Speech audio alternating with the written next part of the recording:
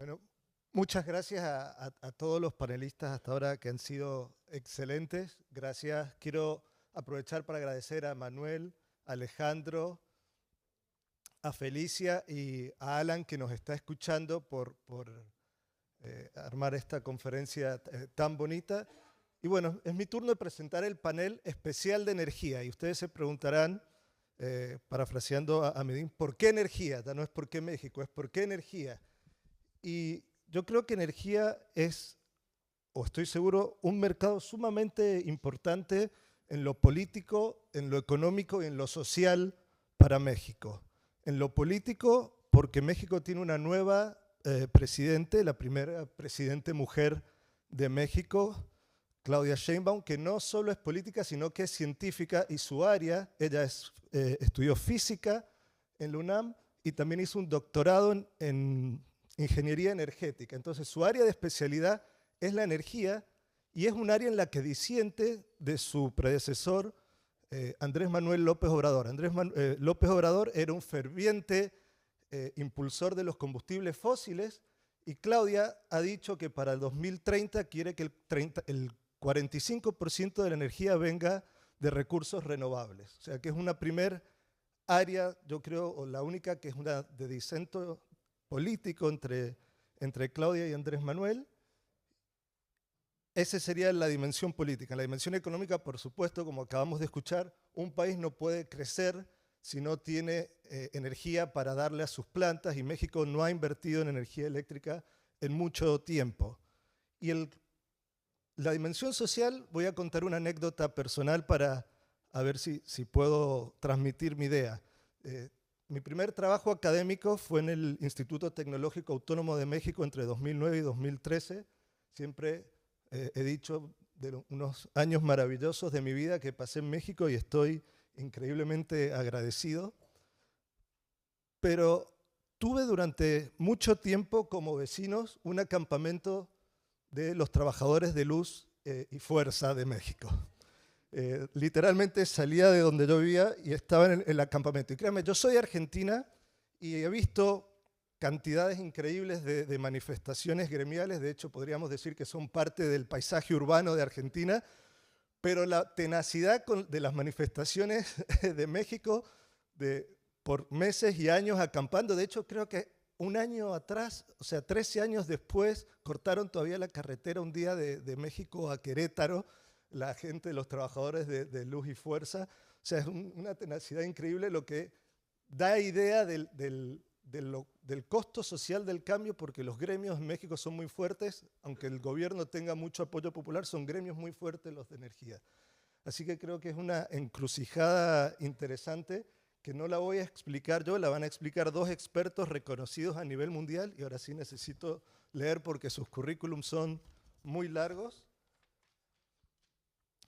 Tenemos como panelistas a Montserrat Ramiro Jiménez, que cuenta con 25 años de experiencia en el sector energético y ambiental, ha trabajado en la Secretaría de Medio Ambiente y Recursos Naturales de México y como consultora tanto en México como en Estados Unidos. Fue directora de energía en el Instituto Mexicano de la Competitividad y comisionada de la Comisión Reguladora de Energía, donde se enfocó en la integración de energías renovables y el desarrollo de un marco regulatorio. Además, presidió la red de reguladores económicos de la OECD.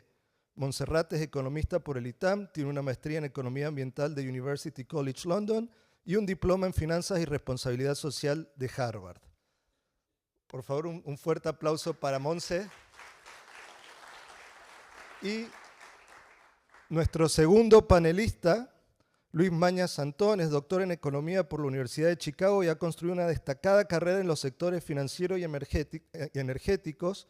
Con casi 20 años de experiencia en Repsol, ocupó posiciones claves como director general financiero, o lo que llamamos CFO en Estados Unidos, y economista jefe.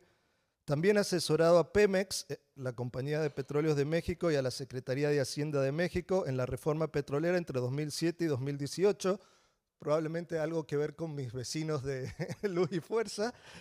Actualmente dirige Arbitrage Capital, reconocido mundialmente por su performance, y es consejero en varias empresas de prestigio. Ha impartido clases de economía en la Universidad de Chicago, Complutense de Madrid y el CENFI, y ha asesorado grandes firmas como Deloitte, Energas y Accenture, y es parte del Global Advisory Board del Chicago Booth of Business School.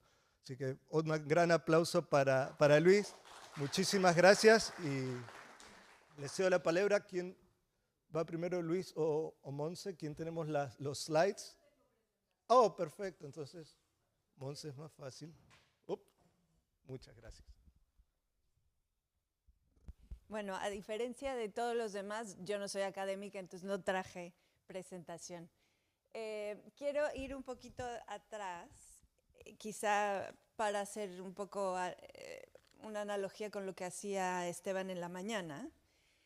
Es importante para entender México hoy en términos del sector eléctrico y lo que necesita y de dónde venimos y por qué es tan complejo.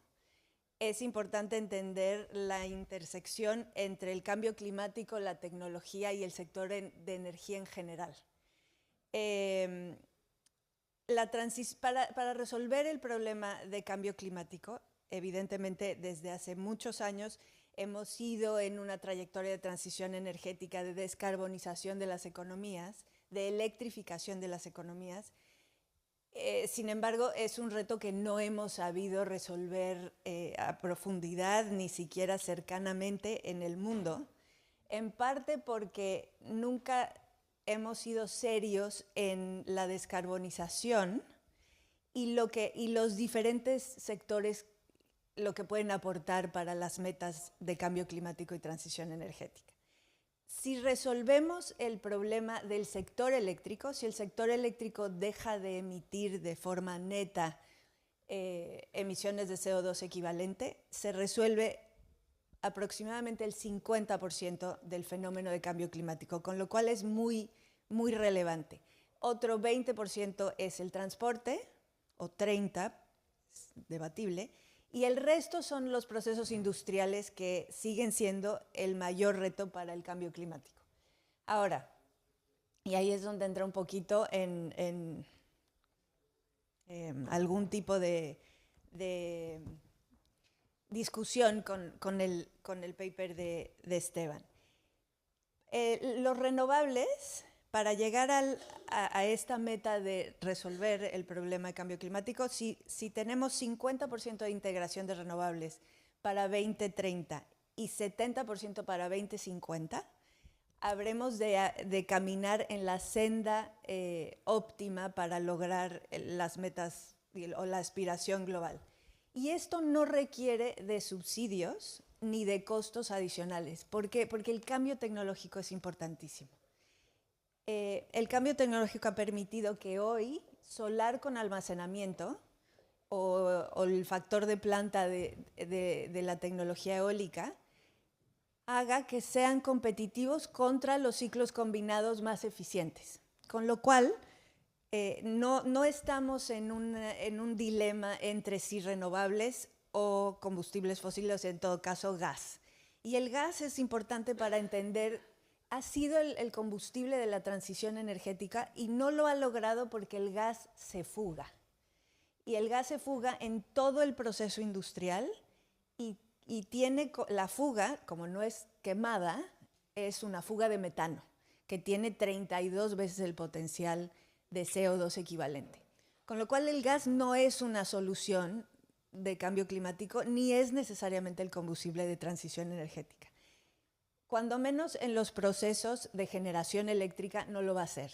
Y hoy el cambio tecnológico nos permite que compitan las tecnologías solar con almacenamiento y eólica de manera muy, digamos, casi a la par, o ahora en algunos casos son mucho más eficientes. Tanto es el caso que en los últimos dos o tres años, la integración, la nueva generación eléctrica en el mundo en general, en promedio, es renovable y no es fósil o no es de gas.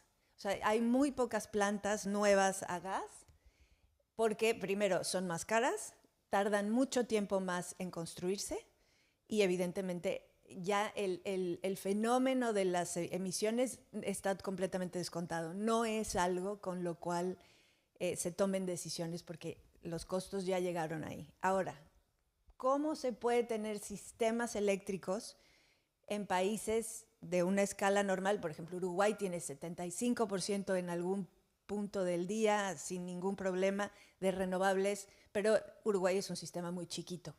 Entonces, digamos, los reticentes a la integración a 100% renovables dirían, bueno, pero es que ese no es un ejemplo válido. Ahora, la solución a esto es la transmisión, porque la transmisión no es que un electrón llega del punto A al punto Z donde está el consumidor, sino la transmisión es una red que permite que se inyecten electrones de todos sitios de la red y se consuman en distintos puntos.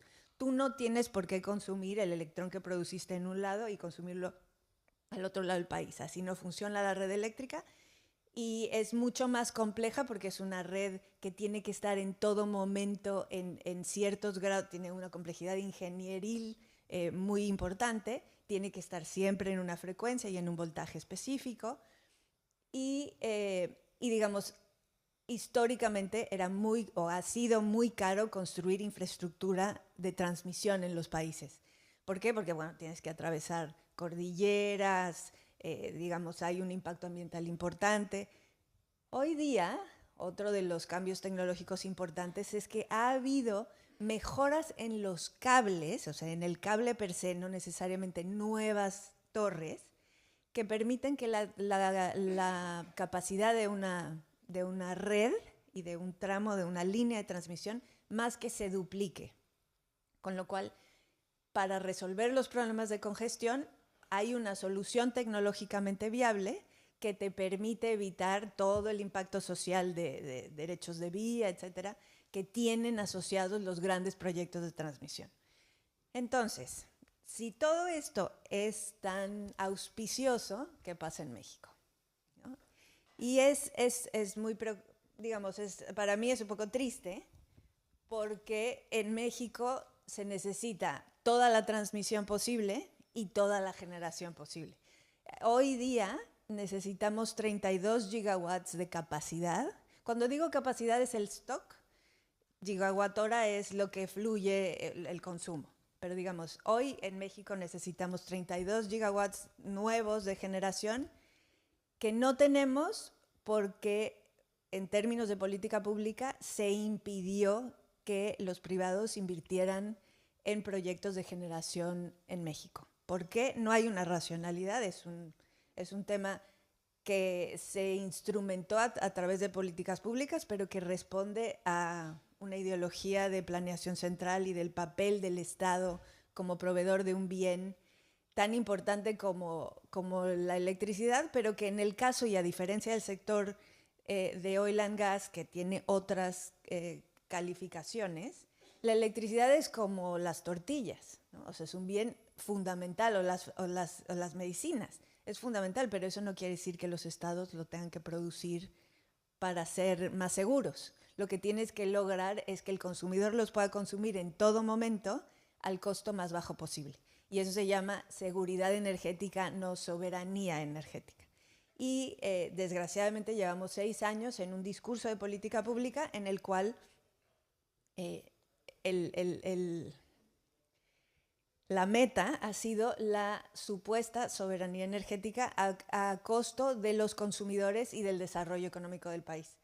Es muy relevante que, por ejemplo, todo lo que decíamos en la sesión anterior de la relocalización, la razón por la que no existe una relocalización mayor no es otra que un problema de infraestructura y fundamentalmente de suministro eléctrico. Tú no puedes tener una planta de ensamblaje de carros o de microchips si no hay luz. Y en México el problema es que tenemos un déficit de 32 gigawatts, que es déficit. Esto quiere decir que hay lugares en el país en el cual si tú quieres poner una planta nueva, no hay electricidad. No es que en 2 años no va a haber, es que no hay. Y llevamos 3 con alertas críticas al sistema, muy importantes, en donde a la industria se le dice, esto se llama como controles de demanda que suceden en todo el mundo, pero en México se usan sin ningún recato, que es los lunes de 4 a 5 te voy a pagar, porque simplemente no hay luz.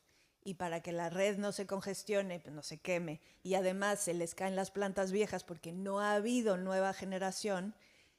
Las plantas viejas, cuando digo se les caen, es que tú las echas a andar y no andan, ¿no? Porque son muy viejas, porque son de los 70s o antes.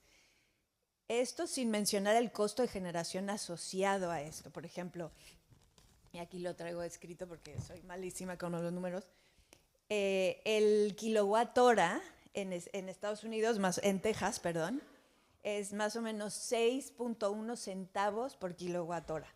En México el promedio es 13.1. Y la única diferencia de eso no tiene que ver con la transmisión, que sí es deficitaria, pero digamos, la diferencia es la tecnología con la cual generamos. Y también un poco el costo y el pasivo laboral de la empresa del Estado, pero fundamentalmente es una decisión de política pública de ser el único proveedor o el único suministrador de un bien que se considera tan fundamental que es mejor que los consumidores no tengan o que lo tengan del Estado, ¿no? Y esa es digamos, es un mal autoinfligido. No hay ninguna razón. La reforma del 2013 planteaba la posibilidad de que cualquiera pudiera generar, cualquiera pudiera comercializar y el Estado mexicano fuera el único, y tiene el monopolio constitucional, de la transmisión. Entonces, de repente, son recursos que el Estado siempre tiene limitados y ahora tiene que, encima de hacer otras cosas que los inversionistas no pueden hacer por sí mismos, hoy tiene que también generar. Con la salvedad de que además, entre más genera, más pierde, porque tiene plantas muy obsoletas. Entonces, ¿qué pasa en México? ¿Qué se puede hacer? Se necesita todo, ¿no? Lo primero es entender que la generación nueva no es fósil, la generación nueva es renovable. CFE no tiene experiencia para operar ni construir parques eólicos ni parques solares.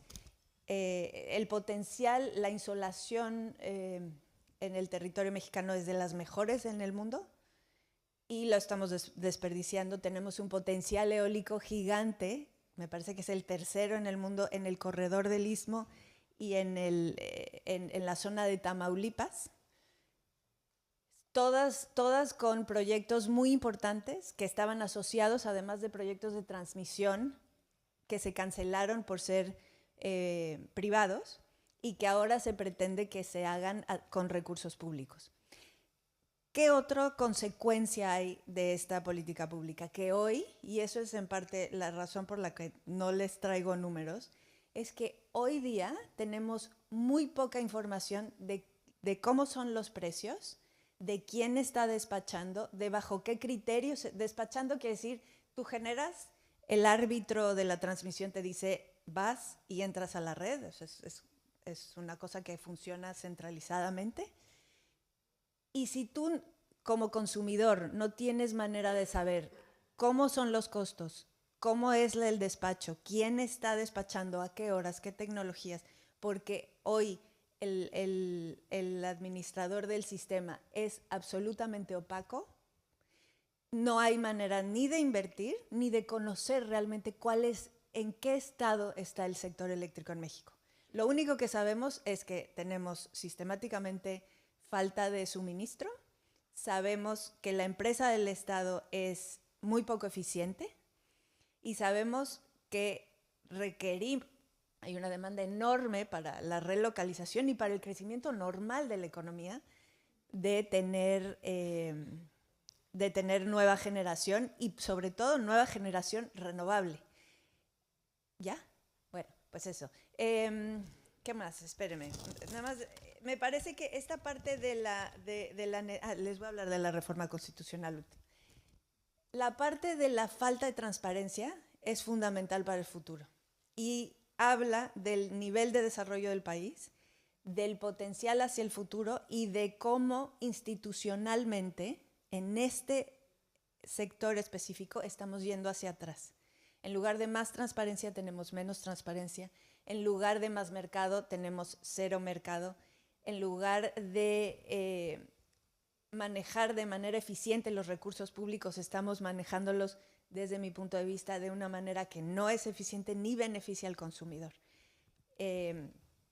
Creo que en algunos años, no creo que pronto, esto va a tener que ser revertido porque simplemente el espacio fiscal no existe, pero es muy relevante, y yendo a la renegociación del tratado, esta falta o esta destrucción institucional va a tener impacto sobre el tratado también, porque parte o una de las cláusulas más importantes del tratado es que cuando abres un sector no lo puedes volver a cerrar y tienes que tener reguladores independientes.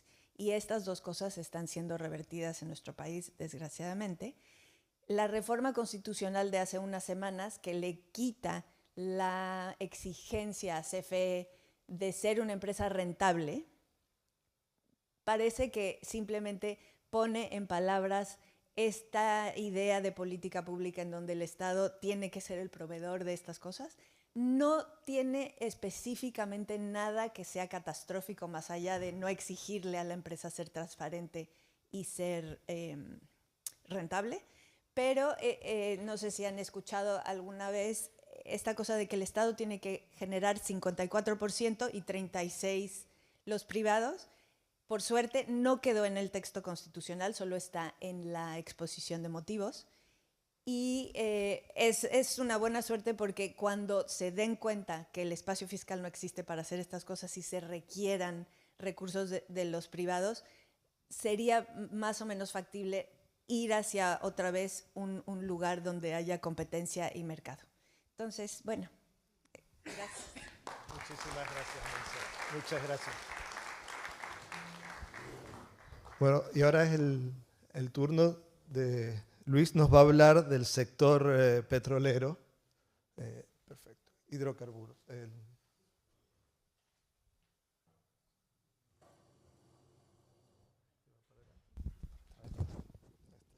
verde. ¿Cuál de estos? El verde va para adelante. Ah, el verde. Muy buenas tardes. Vamos a hablar de algo que siempre ha sido muy importante en México, que es el sector hidrocarburos. Y me van a permitir un minuto de nostalgia, porque tengo aquí delante a Alejandro Werner, a Miguel Besmacher. Hoy es viernes y me recuerda pues los muchos viernes en los que tuve que exponer ante ellos pues cuál era alguna de las recomendaciones o la discusión sobre puntos de la reforma. Y quería aprovechar para hacerles, que no se lo he dicho nunca personalmente, un homenaje personal, porque la verdad que dentro de todo lo que se intentó hacer, pues me encontré con dos grandes profesionales muy dedicados, grandes personas, y además con las mejores intenciones para el desarrollo de México. Y bueno, pues vamos a ver qué es lo que se intentó hacer. Voy a dedicarle muy poco tiempo, dónde estamos y qué es lo que se podría hacer, porque también Alejandro me ha dicho, oye, ese constructivo, ¿qué es lo que se puede hacer hacia adelante? Pues vamos a hablar. No sé si me escucharán como a lo mejor en otros momentos, pero pues sería el diagnóstico objetivo de alguien del sector petrolero sobre el tema. Y aquí empiezo, ¿no? A ver, alguien dijo en algún momento que el único país que era menos abierto a la inversión petrolera en todos los aspectos que México era Corea del Norte.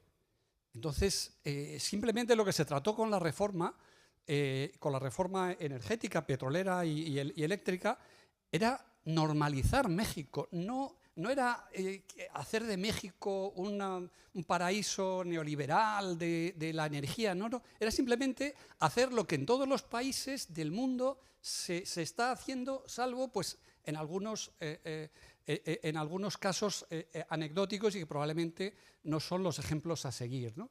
Y bueno, pues esas reformas se intentaron en la época del presidente Calderón. Al no reformarse la Constitución, eso hacía muy difícil progresar, porque faltaba una seguridad jurídica, Y bueno, pues la gran eclosión de la reforma tuvo lugar en la época de Peña Nieto, ¿no? En la que se reformaron todas estas cosas y se fortaleció la regulación y los reguladores, tanto CNH como CRE en la parte eléctrica. ¿Qué es lo que se hizo? Pues, bueno, pues el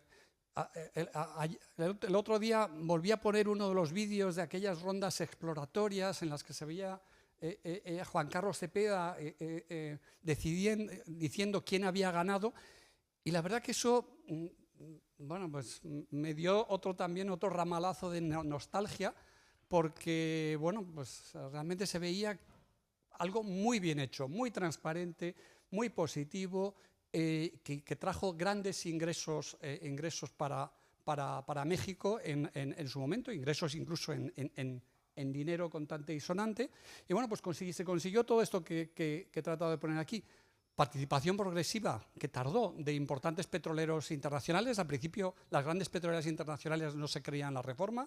Entró BHP, entró Eni y ya entró Shell, entró Chevron, entró Total. Bueno, pues se había conseguido que se enfocaran, porque no es que haya una competencia por el gran capital petrolero en entrar en México y llevarse la riqueza petrolera de México, no, se tardó mucho en conseguir que se creyeran que podía haber una oportunidad de trabajo en México y realmente pues empezaron a tener a México en el radar. En segundo lugar, hubo un desarrollo incipiente de las empresas petroleras domésticas, lo cual me pareció bastante positivo. Yo conocía la experiencia en Argentina y era una experiencia bastante positiva. Se licitaron los campos que Pemex soltó, los campos que Pemex no tenía un plan de exploración o de desarrollo, es decir, campos en los que Pemex no iba a invertir. Y bueno, pues eran campos que se dejaron libres para la iniciativa privada. Los niveles de government take pues, nos dejaron muy satisfechos, porque claro, nadie puede decir que si las empresas dan el 74% de su utilidad media, de su utilidad como media, pues que realmente la renta petrolera se está exportando del país y que México no se va a llevar nada. De hecho, el ingreso probablemente el año que viene va a ser de alrededor de 3.000 millones de dólares de las licitaciones que se hicieron en aquella época. Como diré más tarde, difícilmente Pemex va a dar a la Hacienda 3.000 millones de dólares, como discutiré más tarde. Es decir, ahora los petroleros privados son contribuidores netos, probablemente Pemex no lo va a ser. Bueno, no voy a dedicarle mucho tiempo. En la distribución de productos petrolíferos se normalizó. México tenía muy pocas estaciones de servicio, estaba tanto en cantidad como en calidad, pues todo esto mejoró.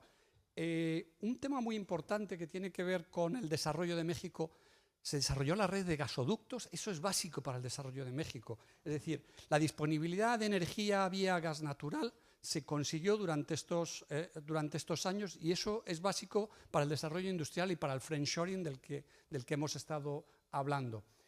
Y bueno, pues Pemex se intentó cambiar, es un gran transatlántico, y voy a decir cosas muy positivas sobre temas de Pemex más tarde, pero bueno, es difícil moverlo. Se definió su objetivo como empresa y se dividió en dos unidades claras, y yo creo que esto es bastante importante, como vamos a ver. Las empresas funcionan bien cuando hay competencia y cuando aprenden. Y esa ha sido la historia de Petrobras, esa ha sido la historia de Ecopetrol, esa ha sido la historia de las empresas que se han desarrollado. La historia de BP, que era una empresa pública, la historia de Total, que era una empresa, bueno, era ELF, la empresa pública, la historia de Repsol. Bueno, pues para Pemex el forzarle a competir es la base para convertirla en una gran empresa. Y también el forzarle a aprender la interacción con otros petroleros. Se mejoró su gobierno corporativo, se aumentó su autonomía presupuestaria a cambio de mejorar el gobierno corporativo, y bueno, pues empezaron a solucionar algunos problemas. Se solucionó el tema del pasivo laboral parcialmente, pero eso ha sido muy importante. Y bueno, pues había problemas importantes que quedaban ahí, como era el declino incipiente de Cantarell, ¿no? Bien, diagnóstico de Pemex Exploración y Producción en el sexenio. Y aquí digo, empezamos por volúmenes. Este es el diagnóstico que ha hecho Pemex en su presentación de resultados del segundo trimestre, que debió tener lugar pues, hacia julio, que hace un diagnóstico de qué es lo que se había encontrado antes del sexenio y, en su opinión, la administración actual de Pemex, qué es lo que ellos han traído. Según Pemex, pues encontraron una situación de declive operativo en el que caía la producción, caían las reservas y se procesaba mucho menos crudo que el potencial y que estaba en una situación financiera débil.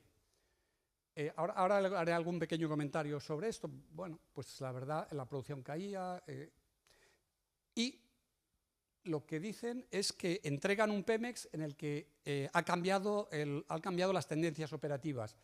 Crece la producción, se han estabilizado las reservas, hay un incremento sustancial en el proceso de petróleo. Han adquirido un Deer Park, lo cual tampoco es un mérito porque es pagar y alguien se lo vendió. Han construido a la refinería de Almeca, bueno, pues ha tardado mucho más, ha pagado mucho más, pero bueno, pues es discutible su rentabilidad futura y ha mejorado incluso, menciona el tema de los fertilizantes, que probablemente sería algo mejor no hablar de él.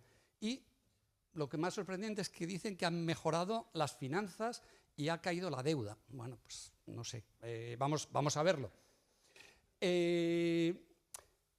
Comentarios a lo que se encontraron. Pues la realidad es que Pemex, la producción estaba cayendo, pero no nos debemos olvidar una cosa, que es que en el mundo petrolero hay algo que se llama el declino de los campos. Eso es un momento, una cosa que se produce y a partir de ahí es inexorable, es un tema geológico. Probablemente podríamos dedicar una sesión entera a hablar del declino de Cantarell y luego el de Kumalow-Zaap. Pero una vez que ocurre, pues eso se lo encontró la administración anterior, las reservas cayeron, la producción cayó y además cayó la producción más rentable. Se dice que las reservas se han estabilizado y que han mejorado. Yo la verdad que me he puesto, hacía 6 años que no volvía sobre los números mexicanos y me he puesto a mirar los grandes yacimientos. De los 6 grandes yacimientos que hay ahora en términos de reservas, pues sigue estando Akal, Cantarell, sigue estando Kumalow-Zaap, que es un tradicional y que es uno de los gigantes que se descubrieron hace ya mucho tiempo.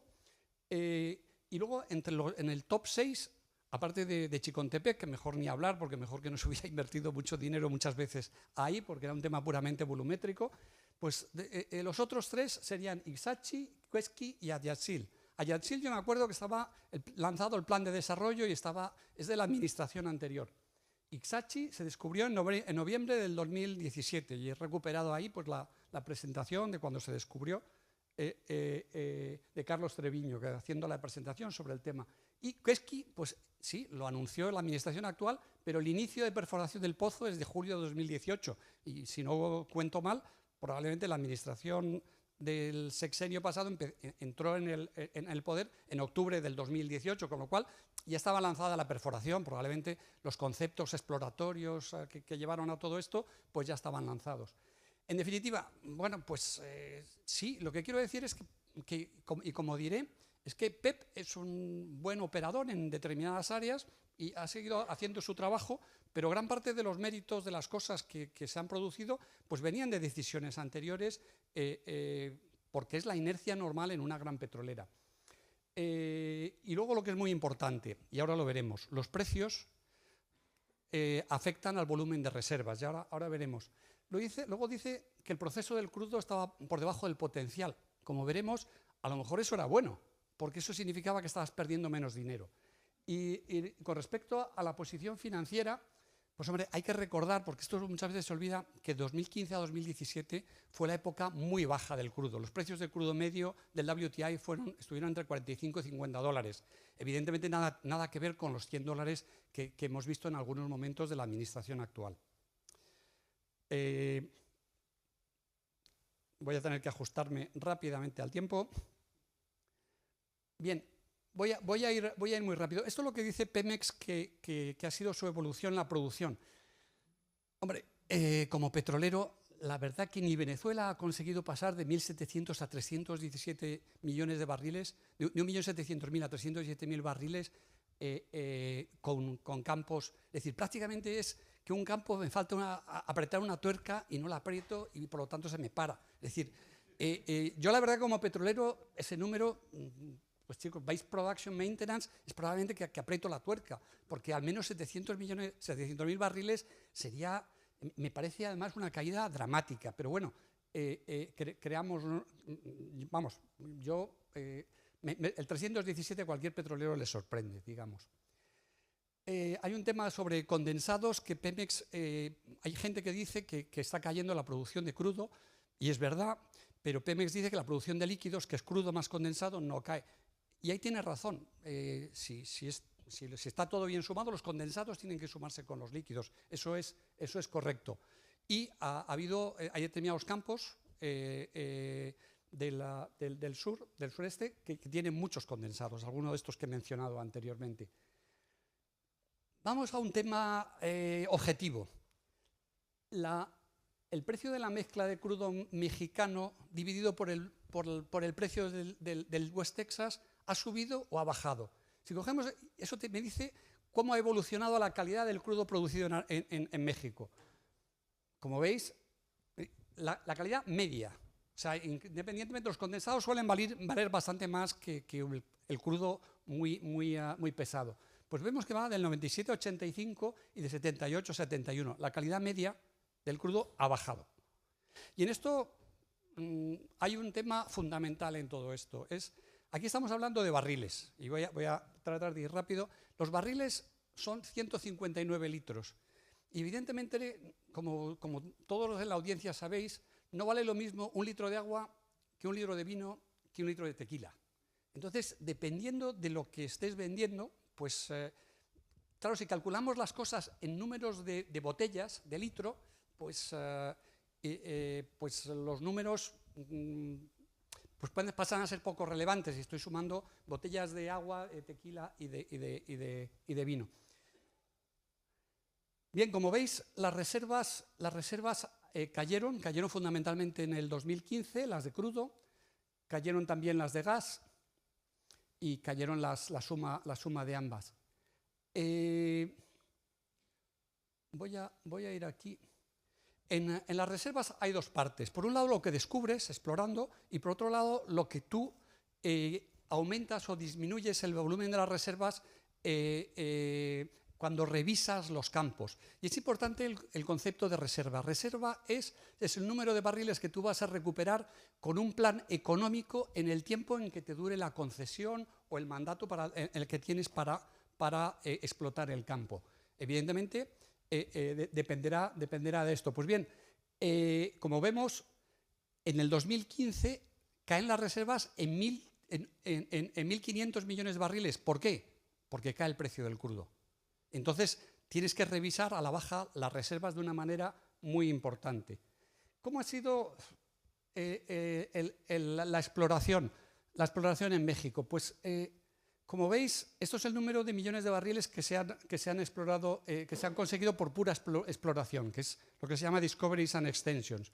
Pues como veis, bueno, pues ha habido una época buena y llevamos 2-3 años regulares. Bueno, esto también pasa en el mundo petrolero. El finding cost, que es cuánto me he gastado dividido por el número de reservas que he encontrado, se está disparando. Los últimos 3 años no han sido buenos exploratoriamente para Pemex. Pero bueno, la vida es así, la vida petrolera tiene mucho azar. Esto es un recordatorio del precio del crudo. Y este es otro tema también de que yo puedo tener reservas que ya están a punto para producirse y otras que tengo que desarrollar el campo. Como vemos, las reservas, es decir, mucho mejor tenerlas ya a punto para producir, reservas desarrolladas.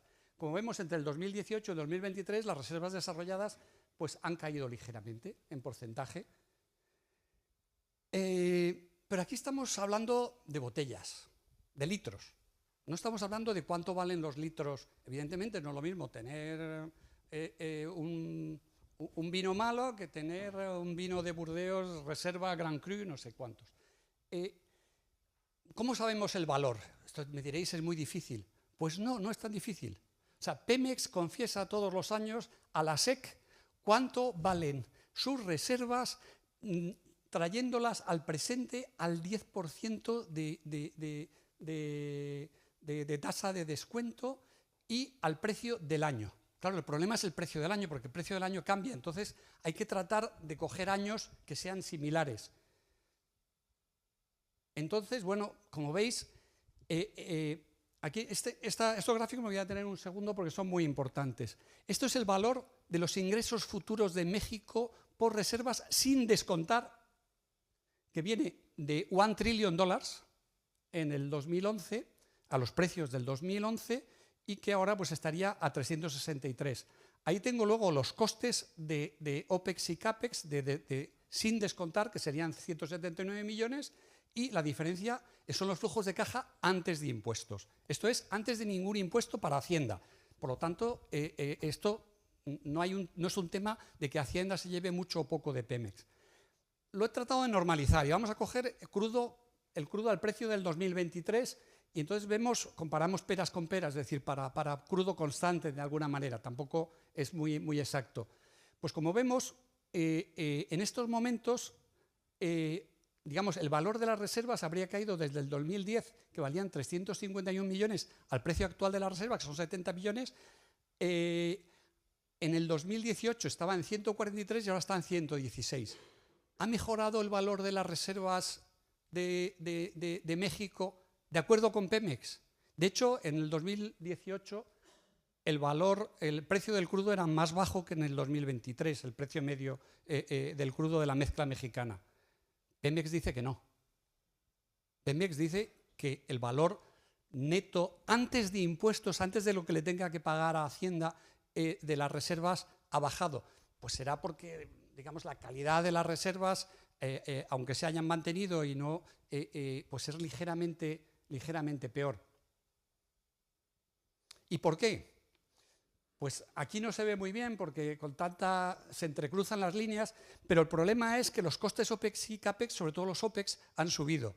¿Por qué? Porque hay campos como Ayatsil, como Tequel, que tienen un crudo tremendamente pesado y va a ser muy caro es muy caro de explotar. No es el crudo de Cantarell, no es el crudo de Kumalow-Zaap.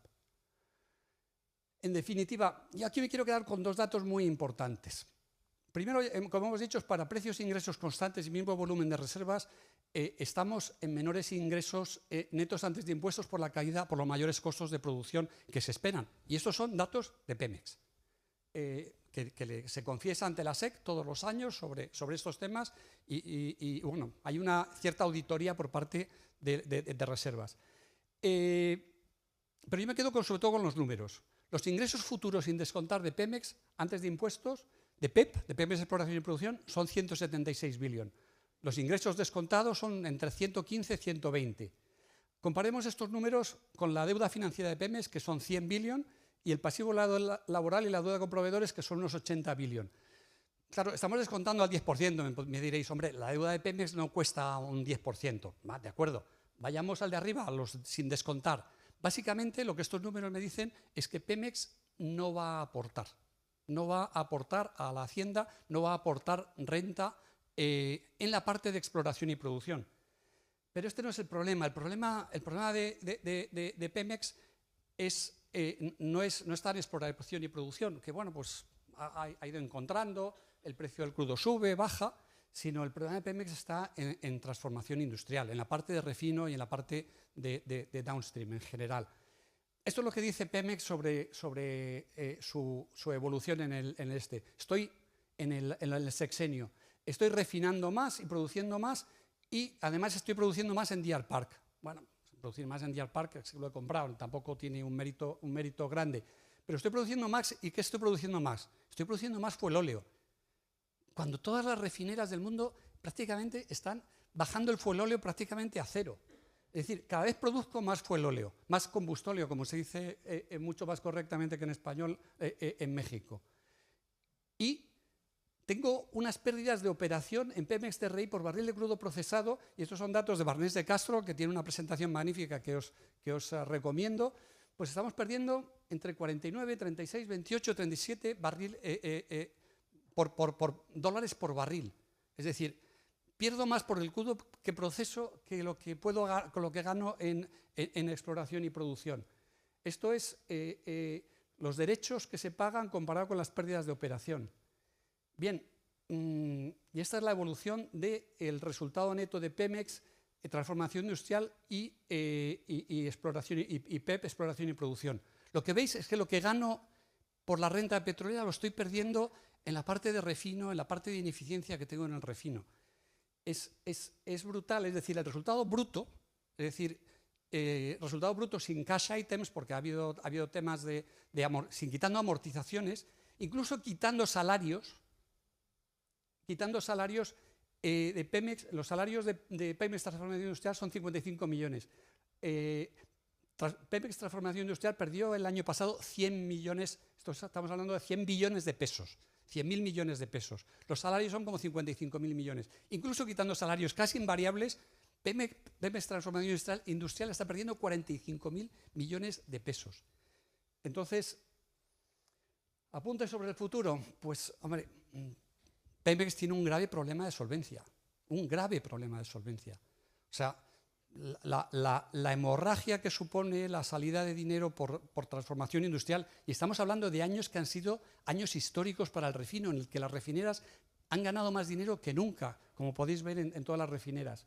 Pues tiene un problema de solvencia y un problema grave porque Pemex Exploración y Producción es una compañía con grandes profesionales que siempre pues, ha necesitado una cierta disciplina y tensión presupuestaria para evitar inversiones sin rentabilidad y con resultados más o menos positivos dependiendo del crudo y del azar exploratorio, pero bueno, no sería bueno que no desarrollara todos sus campos como debiera antes de que el crudo, y esto es importante, antes de que el crudo deje de ser valioso. Para ser una gran petrolera, ¿qué necesitaría? Pues lo que se venía con la reforma, concentrarse en lo que sabe hacer, es decir, es un gran operador en tierra y en aguas someras, dejar los campos marginales a operadores más baratos y aprender de otros y trabajar con otros. El problema es Pemex Transformación Industrial y las pérdidas que no tienen parangón en el mundo petrolero, es un caso excepcional. Y Pemex Transformación Industrial necesita cirugía mayor. ¿Qué haría una petrolera pública o privada? ¿Qué hizo YPF? ¿Qué hizo en su situación? Pues cerraría varias refinerías, concentraría las inversiones, aumentar la conversión de las que se mantengan abiertas y adaptándolas a la dieta de crudo que va a utilizar y reduciría costes operativos radicalmente. Y tiene un ejemplo muy claro. Es el operador de Deer Park, que es una empresa que está a pocos kilómetros de la frontera y que por lo tanto pues, no sé por qué en México no se pueden conseguir costos más baratos cuando tienes costos laborales y muchos otros costos mucho más baratos, como vemos en muchas otras industrias. Entonces hay un grave problema y al final se va a necesitar dinero para solucionarlo. Y pues desgraciadamente Pemex ha sido una fuente importante de recursos para México. Yo no veo que vaya a ser una fuente importante de recursos para México y probablemente va a ser una fuente de problemas importantes para la nueva administración.